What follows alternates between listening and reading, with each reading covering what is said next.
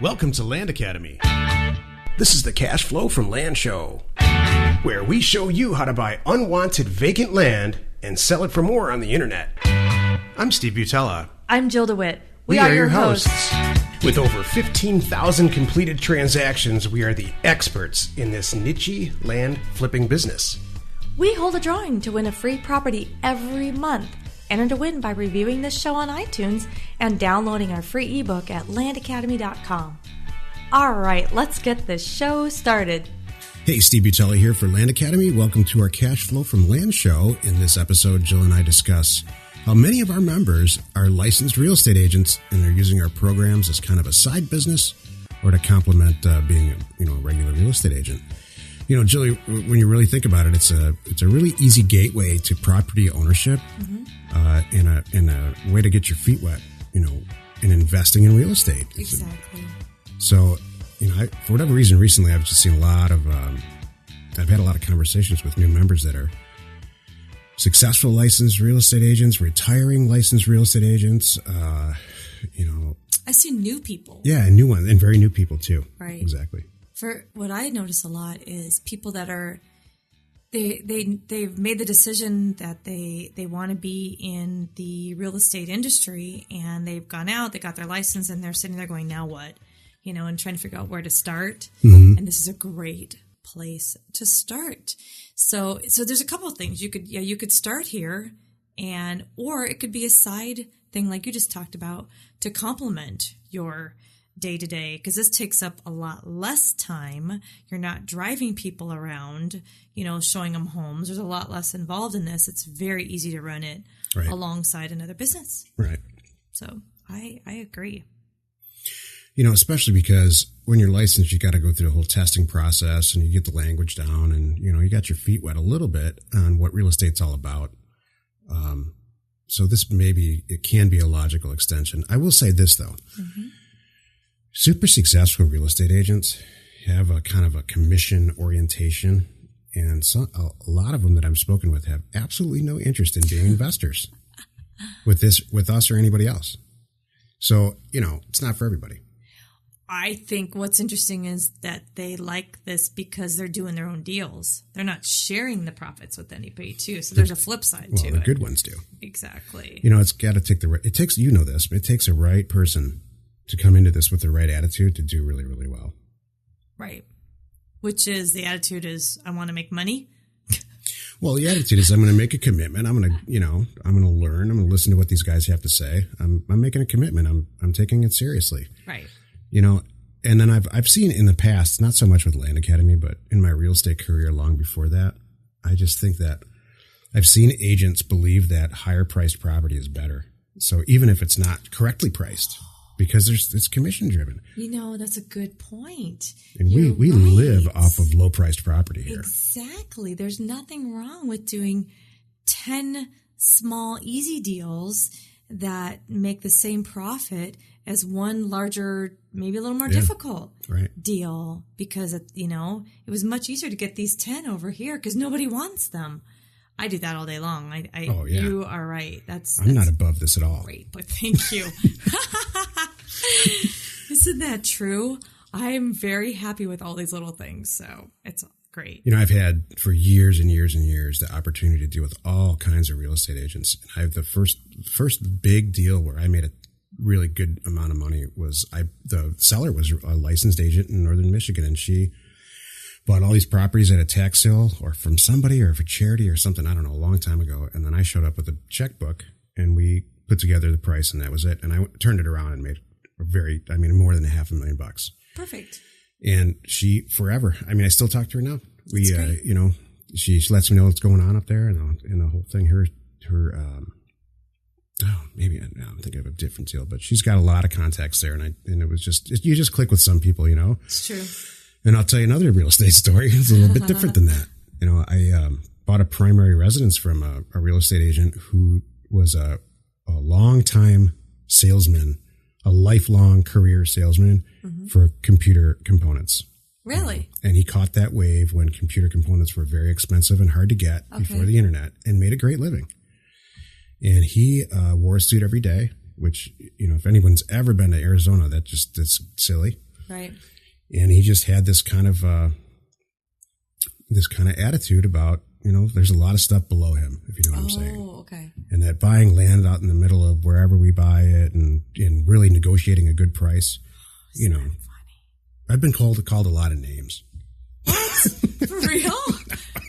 I mean, we make a lot of low offers. We make lowball offers, unsolicited lowball offers to people for property. I'm like, where are you going? If that makes you, as a listener, uncomfortable, then you can turn the podcast off. That's what we do here. No, we identify people who own property. We identify them as serious candidates who no longer want their property. Correct. And we send them an offer and cash them out. And 99.9% of them say, thank you so much. Your timing's perfect. If I had more property, I'd sell it to you. Right. I don't understand the name thing. We're doing a great thing, and I'm really proud of what we do. I love doing it. No, and it's interesting. So I think this is great, where I find a lot of, especially new real estate agents coming our way or inquiring about us, because it's a great way to learn the business. I think this provides a good way to get your feet wet, learn how to get some deals done, maybe learn, how does it work when a property is getting recorded? Right. There's a lot of technical things. It's great for people. Also, I think that I know that they benefit from is how to build a buyer list, how to build a seller list, right, and communicating with people. I mean, that's invaluable, no matter what you do. I've often thought about using the principles of how we buy land as a licensed real estate agent to go actually get listings, where you send out a bunch of mail to real targeted people that are showing signs that they kind of want or need to sell their property. And I don't know why that's not more prevalent. Or maybe it is. Maybe I just don't know. We do talk about that sometimes. I think we've written blogs about that too, because kind of like, my whole driving for dollars. Why are you driving for dollars? If you're looking for homes, send out a mailer. I mean, that's just exactly what you just said. Right. Use our strategies and our concept and our theory, and make your real estate marketing efforts easier. Not just that, and then also, like I was saying, building buyer lists and seller lists. There's a lot of great things that I know that we provide for just the general real estate community. Yeah, I think you could apply, and we've always talked about this. You can apply this to buying apartment buildings and the whole thing. Office buildings or any type of real estate. We've done it, you and I, with houses very successfully, and still do it. Exactly. Another point why I think this is perfect is it's a low cost of entry. I know a lot of people, I see them, they get excited with this house flipping. That's great. Do you have $120,000 or $150,000 to put down cash? Because you're going to get the best terms, by the way, if you're paying cash. Okay, and don't forget, do you have another $50,000 to put into a renovation? Right. Do you have that cash lying around? Okay, no, I see this discussion often. Me too. In big real estate forums, and I come back to Bigger Pockets, and then I see people talking about their credit scores and going down these long paths discussing credit scores and financing, and I'm like, hold on, everyone. There's no wonder that it doesn't fail. It doesn't fail more often. You're setting yourself up to fail. Yeah. If you're brand new to the business and you don't really know what you're doing, now you're taking out a huge amount of debt while you're just learning how the stuff goes. If it doesn't go right, that could be disastrous. Right. So, and gosh, the chances of I wonder what percentage it really does all go like perfect and clockwork. It's probably less than 1%. When you really spread out this plan, okay, I'm going to buy at this, I'm going to pay this, I'm going to spend 30 days and $30,000 on my remodel, and I'm going to sell it within, a month after that. I mean, it's probably less than 1% that always goes that way. Yeah, I see a lot of people not doing well in that situation without business partners. You and I flipped a lot of houses, and you were good at certain stuff, and I was good at certain stuff, and that's really one of the reasons it worked. It's true. This, I just think it's really kind of one talent. We obviously have some different, components of our personality that we both different bring viewpoints, some stuff to the table, but good stuff and bad stuff to the table. But it's not that hard. Really, what we're doing is we're buying dirt and shipping paper. Right. We're shuffling a bunch of paper around, and we're making sure that the asset that we're buying is okay. Exactly.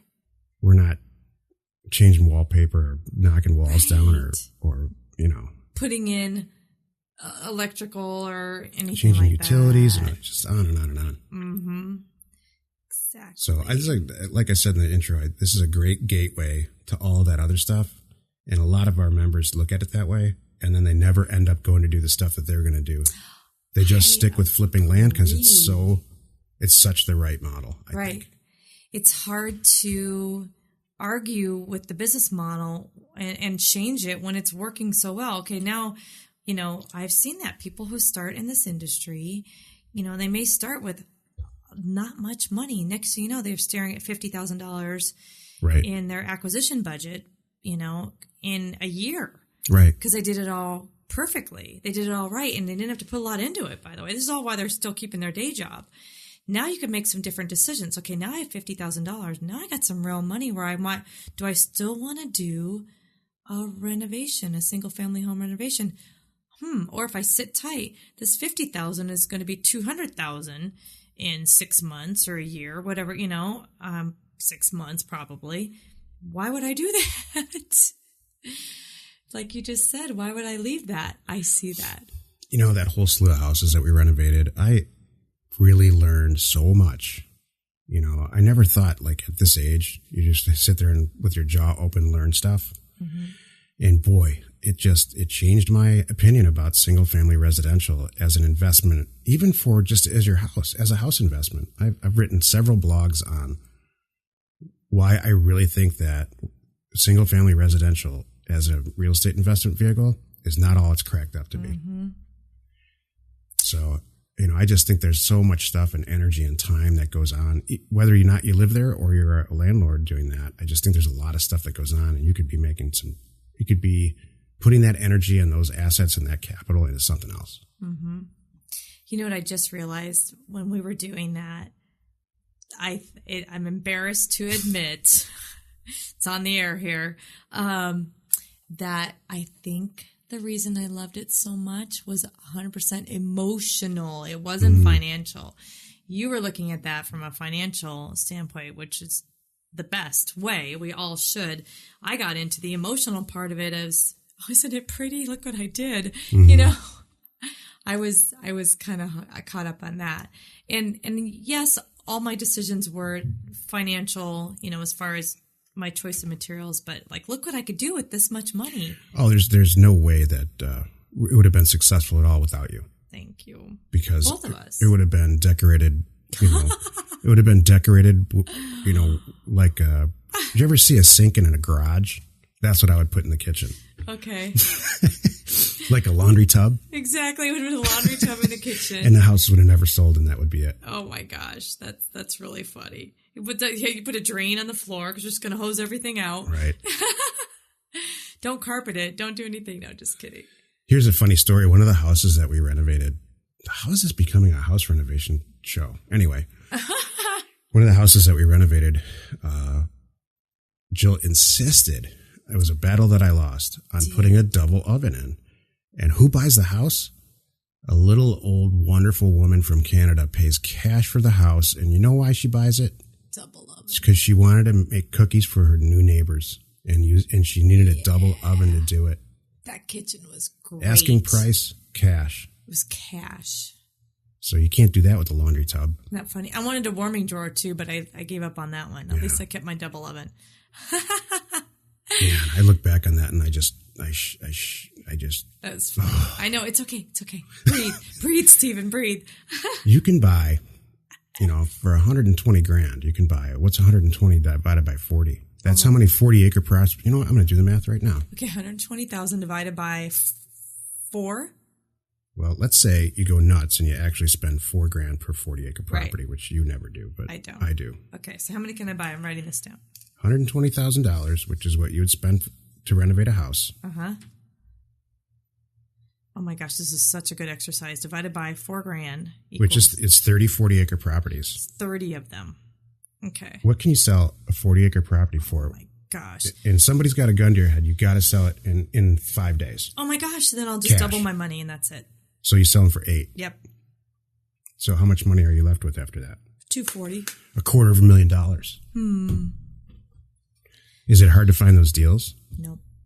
No, it's ridiculously easy. It's way easier to find 30 40s doing a mailer than it is one house to renovate in this market.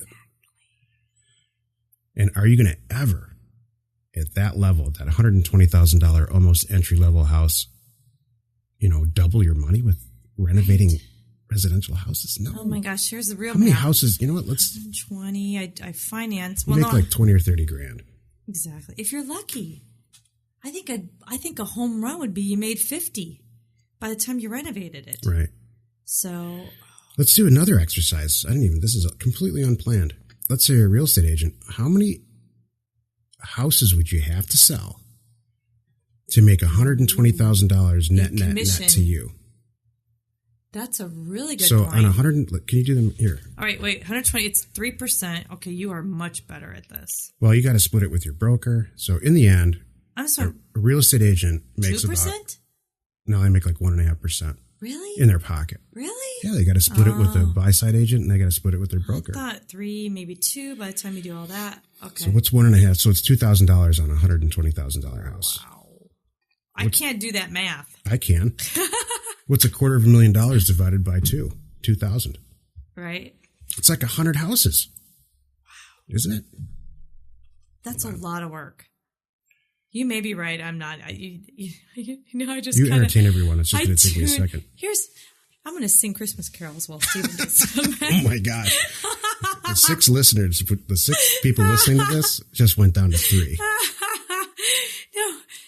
All right, we joke on other shows if you know Stephen. Well, if you know me, I tune out when it comes to numbers like this. It's 120 houses. All right. To make that. To make that money. And how can I do 120 houses by myself in 60 days with a gun to my head? This is not going to work. Buying land and selling and flipping it is the greatest model ever. My sister she told me, my sister's an extremely successful residential real estate agent in Michigan, northern Michigan. She's been a real estate agent, a residential real estate agent since the day she got out of college. She's never had another career. Mm-hmm. She's very, very good at it. And she said she does about 100 deals a year and makes about $150,000. And now she's at the top of the chain now. Dude, that's a lot of work. Okay, 100 deals a year? Seriously. How many is that closing a month? I'm not kidding. It's a lot. How many a week is it? Right. Okay, okay, let's think about this. If you're closing 100, okay, so 8, 9 a month. Oh my gosh. How many people did you have to show, and how many people you can do to convert to those numbers? It's astronomical. Yeah.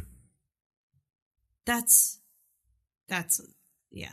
I'm not willing to do all that. Oh, and by the way, you're like one of the hardest working people I've ever met. I know, but I can do my job from wherever I am, and my job's not that hard. I love it.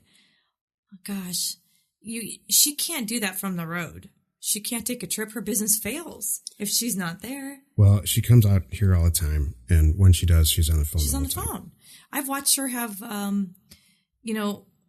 what's the document signing thing online. I watch her getting into that, logging in and getting on someone's computer real quick to the DocuSign, and then she took a call about drapes one time. Remember, that was a whole big discussion. I'll spend hours on drapes because the people wanted the drapes, and it's 2 closings a week. The seller wanted to take them, and yeah, that's why I thought 8 a month. So that's No,